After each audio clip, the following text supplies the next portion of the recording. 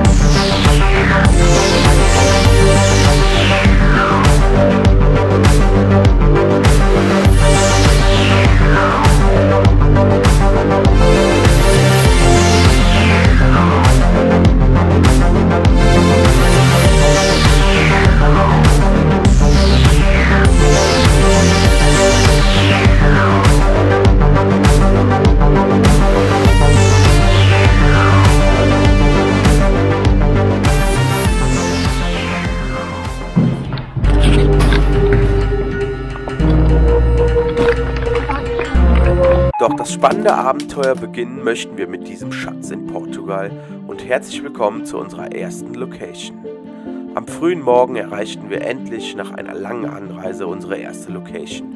Die Vögel drehen am Morgen ihre Runden und dieses einzigartige Schloss sticht aus den grünen Bäumen hervor. Dies ist kein normales Schloss, es ist ein Unikat und hat eine ganz besondere Geschichte. Das Schloss gehörte früher einem reichen Mann namens Antonio. Antonio war ein handwerklich begabter junger Mann und hatte 2 Kinder und eine wunderschöne Frau. Durch die Inspiration anderer Schlösser auf der ganzen Welt, in beispielsweise Österreich, Deutschland, aber auch Russland, gewann Antonio die Inspiration, irgendwann mal sein eigenes Schloss zu besitzen. Dieser Wunsch wurde zu seinem Lebenstraum, sodass Antonio irgendwann anfing, sein eigenes Schloss von Hand zu bauen.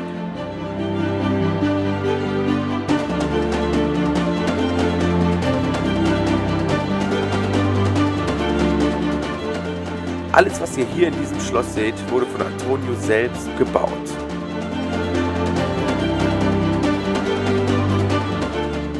So etwas Schönes haben wir noch nie gesehen. Und dies gibt es definitiv kein zweites Mal mehr auf dieser Welt.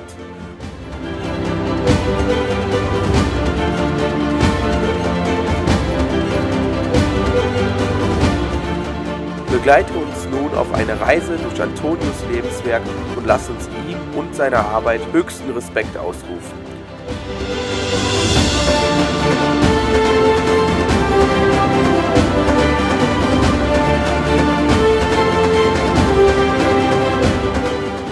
Lehnt euch zurück, nehmt euch etwas zu trinken, etwas zu knabbern und genießt den Rundgang durch eine atemberaubende Kunst von Architektur.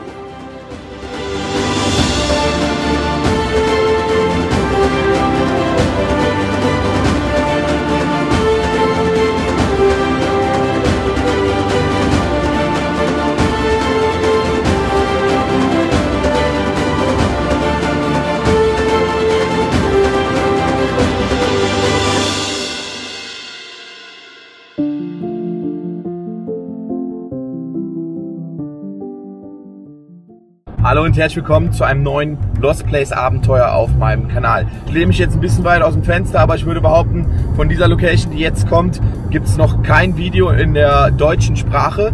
Es ist eine ganz spezielle Location. Ich befinde mich gerade auf der Autobahn, fahre jetzt erstmal nach Luxemburg zum Flughafen. Dann geht es von Luxemburg mit dem Flugzeug Richtung Porto. Vom Porto dann mit dem Mietwagen komplett durch Portugal und dann geht es direkt ab zur Location. Ich wünsche euch auf jeden Fall viel Spaß mit dem Video.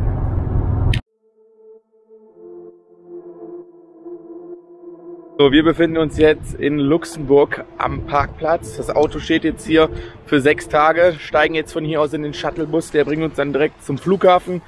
Es regnet.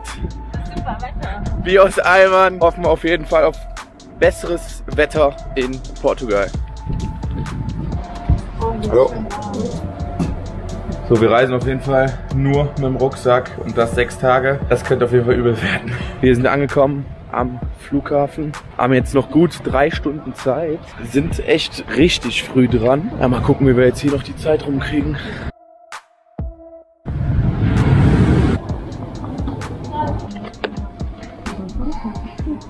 So kann man sich auf jeden Fall die Zeit verschlagen. Und so irgendwie nicht lecker. Geht los. Wir warten jetzt auf dich, Carsten.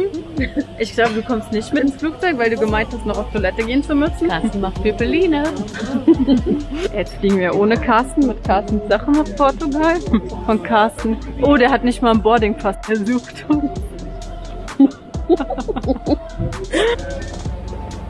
So, jetzt geht's ins Flugzeug. Boarding hat angefangen.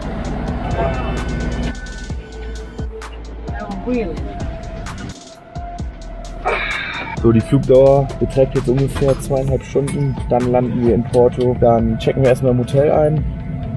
Kümmern uns dann morgen um den Mietwagen. Und dann geht's auch zur ersten Location.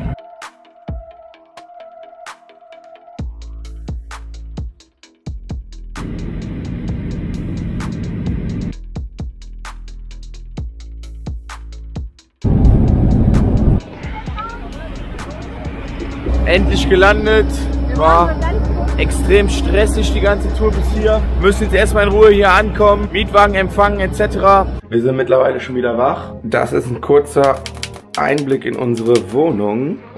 2 Etagen. Hier sind wir jetzt im Wohnzimmer mit Esstisch, Küche etc. Dann haben wir hier eine wunderschöne Johanna und Terrasse. Und das ist unser Ausblick, Leute. Vorne haben wir direkt einen Lost Place vor unserer Türe und wir werden jetzt zur ersten Location fahren und das Spannende ist, ja, wir werden uns jetzt einen Uber rufen und mit dem Uber dann zum ersten Lost Place fahren, weil wir den Mietwagen erst ab morgen haben.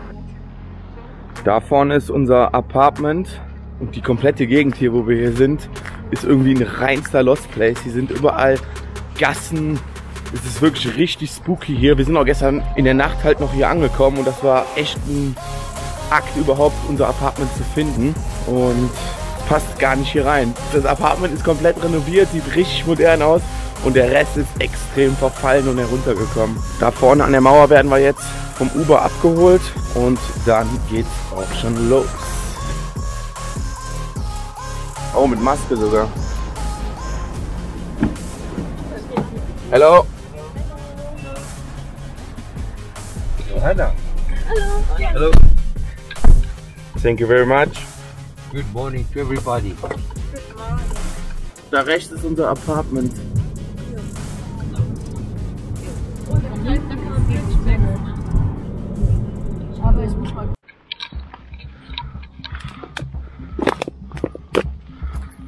Let's go.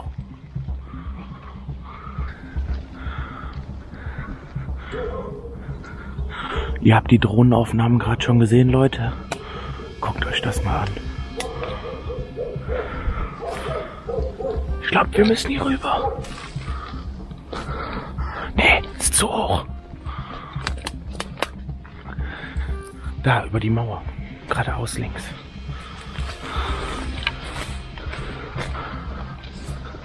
Ist das zu hoch oder geht? OMG, die Nachbarhunde sind schon am Bellen.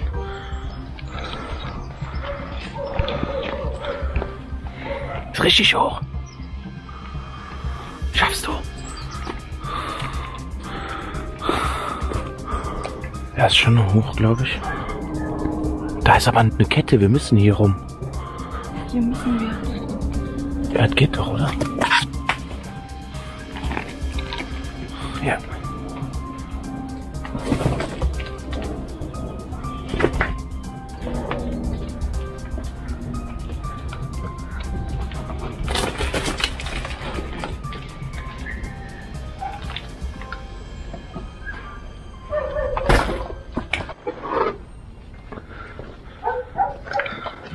Okay, Leute. Wir befinden uns direkt in der Küche dieses schönen Anwesens. Das ist dann quasi der Seiteneingang gewesen. Und guckt euch das mal an, das ist direkt typisch für Portugal, dass die Teller hier in solchen Fächern gelagert worden sind. Und wir sehen überall die Spinnennetze hier. Und dann geht das hier los. Ja, was ist das Besondere an diesem Schloss? Dieses Schloss wurde von einem Herrn Antonio komplett von Hand gebaut. Das war sein Lebensprojekt. Uns wird im Laufe der Erkundung immer ein Buchstabe begegnen, und zwar wird das das H sein. Vielleicht werden wir auch gleich herausfinden, wofür dieses H steht. Ja, hier kommt es uns zum ersten Mal entgegen, das H geschnitzt in dem Holz, und das komplette Holz hier wurde von Hand von Antonio geschnitzt. Und hier sehen wir die Buchstaben A, E, I, O, U. Das sind die Vokale, die es gibt. So, dann geht es jetzt in den ersten Nebenraum, neben der Küche. Und guckt euch das mal an. Was uns hier direkt auffällt, ist natürlich der Gelbton. Hier geht es in einen langen Flur und überall sehen wir Holzgeschnitze und sehr pompöse Farben, wie das Gelb halt zum Beispiel. Wir sehen, das ist auf jeden Fall frisch zugemauert worden. Und ja, hier haben wir auch so ein paar kleine Details halt noch, ne? Die gelben Blumen hier, dann das Hirschgeweih, da oben steht eine Weinflasche und Jesus ist dort abgebildet. Und überall, selbst an der Decke, aufwendige Holzschnitzereien.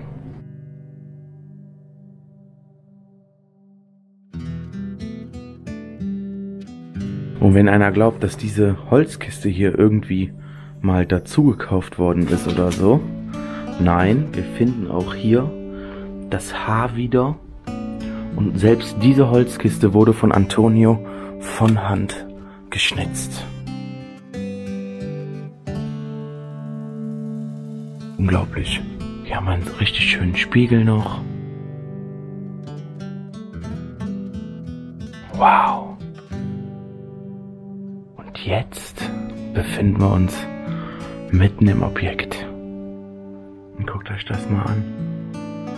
Diese aufwendigen Farben hier. Den Türbogen. Wir sehen hier, dass hier mal ein Wappen drin war. Was leider fehlt, wurde hier mit Nägeln festgemacht. Dann gehen wir direkt mal hier rechts in den ersten Raum hinein. Wow.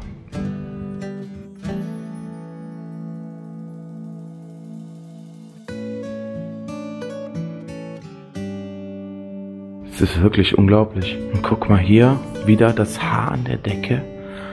Richtig krasse Vorhänge. Und wieder einen extrem aufwendig gestalteten Spiegel. Boah. Johanna, kannst du dir vorstellen, was das für ein Raum gewesen sein muss? Oder mal war? Das ist tatsächlich der Ballraum gewesen. Ja, das heißt, das Schloss hatte einen eigenen Ballraum. Hier wurde dann damals getanzt, Musik gespielt. Hier stand wahrscheinlich auch mal irgendwo ein riesengroßes Piano. Aber ja, davon ist leider nichts mehr übrig, außer diese schöne, handgemachte Innenarchitektur. Ja, hier steht noch ein Speer in der Ecke. Und dann haben wir hier einen Kamin. Wieder das Haar mit richtig schönen Blumen. Sind natürlich Kunstblumen, sonst wären die schon längst verwelkt. Und diese aufwendig verzierte Decke. Hier hing dann auch mal ein riesen Kronleuchter. Es ist unfassbar, Leute. Und hier haben wir jetzt das erste Bild eines Chateaus aus Frankreich. Château de la Leur. Und Antonio hat in dem kompletten Haus seine Lieblingsschlösser aufgehangen, von denen er quasi die Inspiration hatte, so ein Lebensprojekt hier auf die Beine zu stellen und das komplette Haus von Hand zu errichten. So, dann hängen hier die Vorhänge schon runter. Es geht in den nächsten Raum vom Ballsaal in das Wohnzimmer, glaube ich.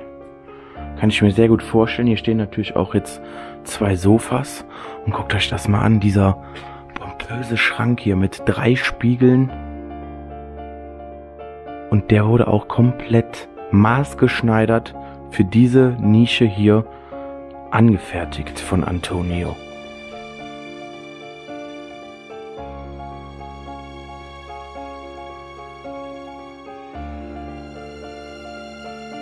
Und alles aus Holz. Er war ein riesiger Holzfan.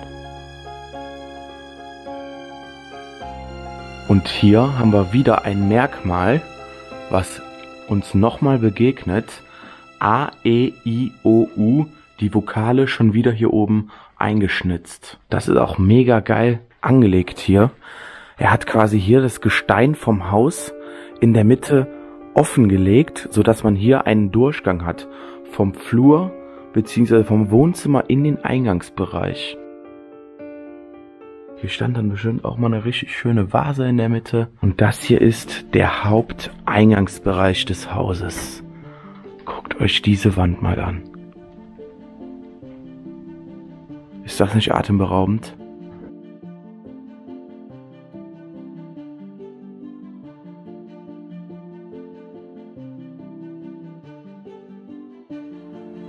Das ist der Haupteingang gewesen. Und wie wir sehen, dieser wurde frisch zugemauert. Was das eine Arbeit gewesen sein muss, Leute. Das ist alles Handarbeit und alles auch noch dann nachträglich von Hand gepinselt. In seiner Lieblingsfarbe Gelb. Das sieht schon fast so aus wie ein Altar hier. Und das hier auch, finde ich. Dann war das mal eine Sitzgelegenheit hier unten.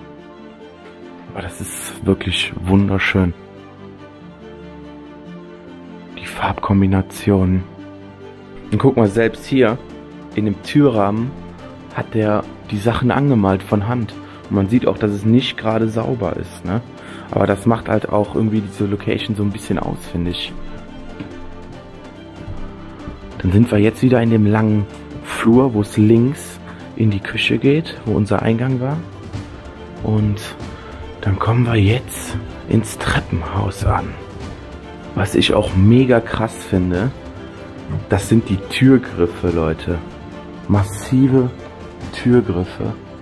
Da oben ein Wappen, wieder das Haar und alles von Hand hergerichtet.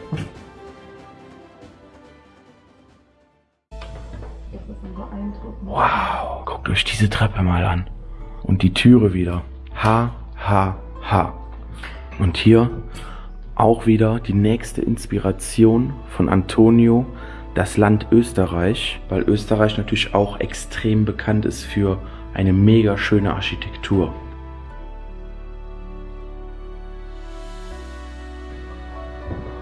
Oh, da hängt wahrscheinlich mal ein richtig schönes Bild rechts. Und da wieder ein Bild von Österreich bei Nacht. Okay, die Johanna hat wieder einen nächsten Raum gefunden. Wow! Wir haben das erste Schlafzimmer gefunden und guckt euch mal dieses Bett an.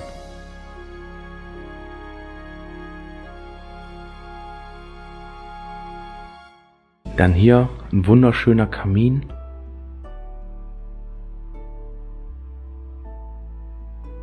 Und wir sehen in dem Bett auch, wenn wir mal genauer drauf schauen. Da oben das Haar. Und die Konstruktion vom Bett. Er hat dieses Teil vom Bett selber hergestellt, geschnitzt und hier mit Schrauben ans Grundkonstrukt angebracht.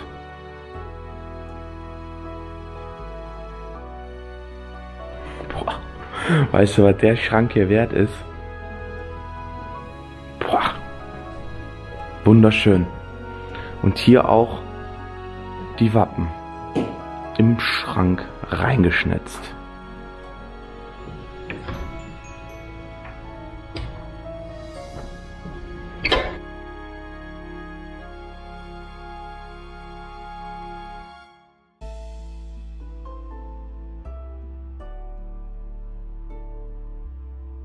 Okay, zum ersten Mal finden wir hier jetzt den Buchstaben L. Ich kann euch bisher noch nicht sagen, wofür der Buchstabe L steht. Wenn es einer weiß oder irgendwas zu diesem Schloss weiß, kann das gerne mal in die Kommentare schreiben.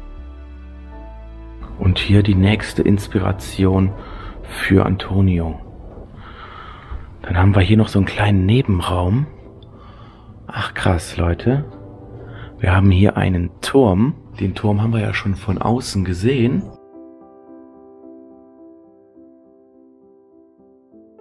Daran sieht man auch an der unprofessionellen Bauart von diesem Turm, dass auch dieser hier komplett von Antonio selbst hergestellt worden ist. Wow, das sieht so schön aus. Diese schönen Farben, wie das Licht hier reinkommt.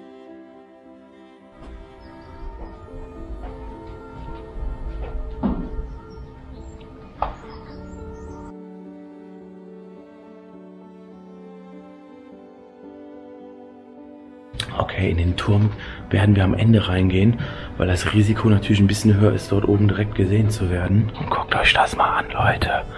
Auch von der Seite hier zum Haupteingang, wie atemberaubend das aussieht. Hier nochmal ein kurzer Blick in den Keller. Aber ich würde sagen, wir gehen erstmal hoch. So, hier Österreich bei Nacht. Und der rote Teppich ist auf der Treppe nur aufgemalt.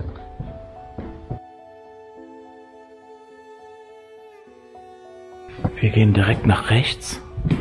Oder geht's hier nach draußen? Und guckt mal, die Stahlträger, die stützen hier das Dach einfach ab. Ich glaube, hier wurde damals die Wäsche getrocknet. Okay, das ist auf jeden Fall kein spannender Raum. Der Schrank hier ist relativ schön. In lila haben wir auch jetzt zum ersten Mal gesehen. In dem Haus hier. Und dann gehen wir jetzt mal nach links. Die Türen stehen alle offen hier. Links und rechts. Wow. Das war mal ein schönes Bett. Definitiv.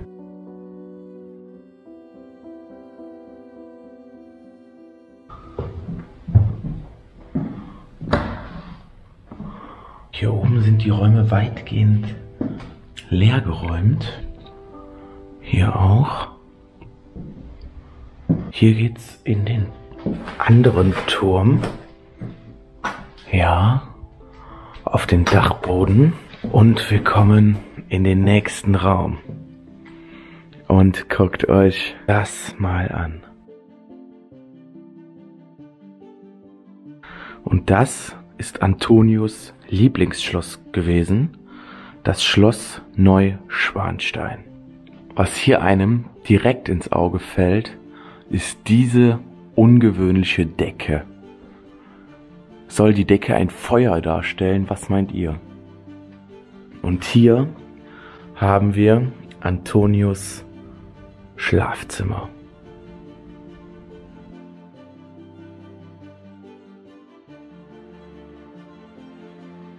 Und das ist einfach nur atemberaubend. Du hast das schon gesehen, das ist wie in einem deutschen Mittelalterschloss. Ja. Das erinnert mich an Schlossführungen aus der Schulzeit.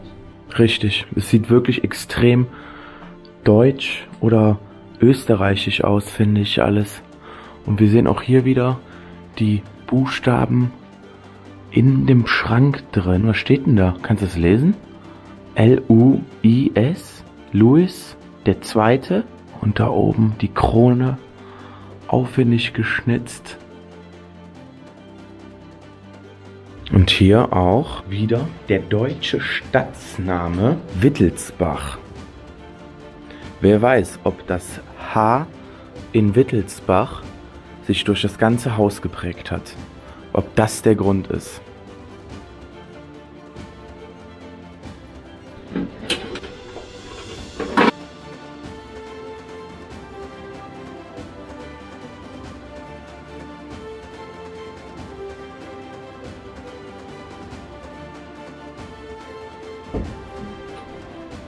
Oh, guck mal. Antonio hatte 2 Kinder. Das ist auf jeden Fall die Tochter von Antonio. Und die Frage ist, ja, was machen die Kinder mit diesem Haus? Antonio ist verstorben, aber irgendwie scheint sich niemand mehr für sein Lebenswerk zu interessieren. Was ist da vorgefallen? Ja, richtig krasses altes Badezimmer.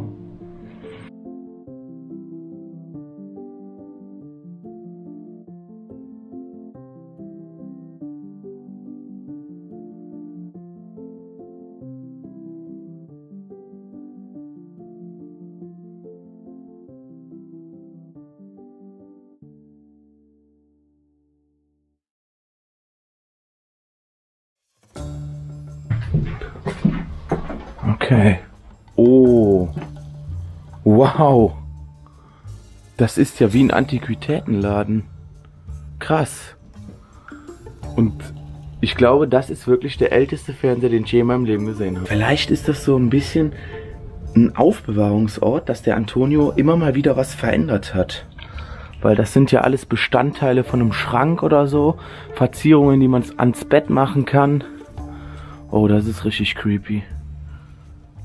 Ein Fuß. So, wir sind wieder unten an dem langen Flur. Schauen uns jetzt den Keller an. Alter, das ist geisteskrank. Boah. So schön. OMG. Wo? Hier geht's ja weiter. Ja. Hier auch noch einer.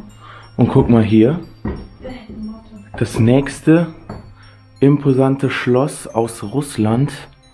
Die Kreml hat er hier auch aufgehangen. Wow.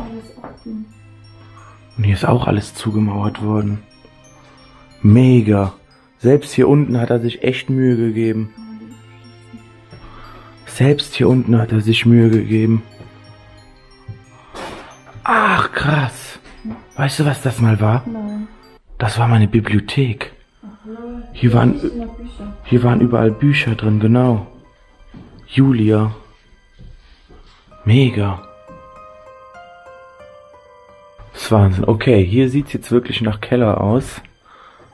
Noch eine Bibliothek. Ja. Boah, Und selbst da oben Wandverzierungen. Okay. Ich ahne schon, wo wir sind. Ja. Ähnlich wie auf dem Dachboden gerade eben, Leute. Das hier sind alles Artikel, die wahrscheinlich mal im Haus irgendwo platziert waren oder es geplant war, dass sie irgendwie ins Haus kommen. Wir sehen hier Ersatzteile vom Bett, dann sämtliche Verzierungen, Spiegel etc., Truhen. Und das ist quasi hier unten, glaube ich, die Werkstatt von Antonio gewesen. Und der Weinkeller. Und der Weinkeller. Und hier ist der kleinste Kühlschrank Portugals. Das sind alles Ersatzteile hier. Für das komplette Haus. Vielleicht war es ihm halt auch langweilig, so dass er die Sachen immer verändert hat. Immer mal wieder. Und hier alles von Hand wieder geschnitzt. Auch wenn die Sachen hier nur im Keller stehen. Krass. Der Spiegel hier, wie geil, wie wunderschöne Spiegel. Ja, der ist wirklich Hammer. Ein Weinkeller. Ach. Das ist wahrscheinlich das Herzstück. Wow. Das ist eine Weinschatztruhe. Wow. Okay. Das ist jetzt heftig. Das ist, wow. Boah. Kronleuchter. Das ist geisteskrank. Ja. Selbst hier noch auf der rechten Seite auch alles voll. Und die sind sogar noch verschlossen. Lass die jetzt drin. Hier ist noch Wein drin. Und hier auf der Seite auch.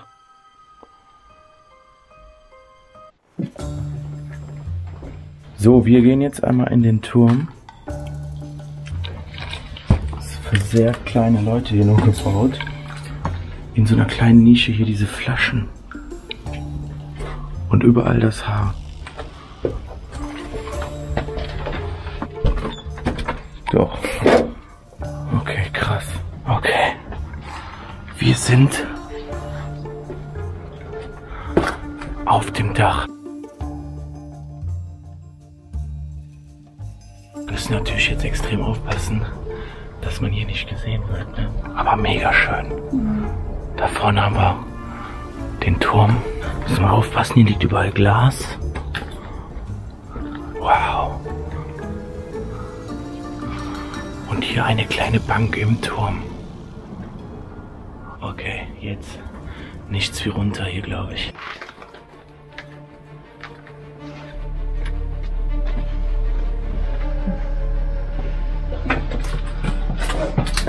Okay, und jetzt nichts wie raus hier. Doch auf einmal passierte das hier. Nachdem wir eine Location abgedreht haben, fliegen wir immer noch mal mit unserer Drohne für Instagram und für YouTube drüber. Und dann passierte mir dieser Fehler.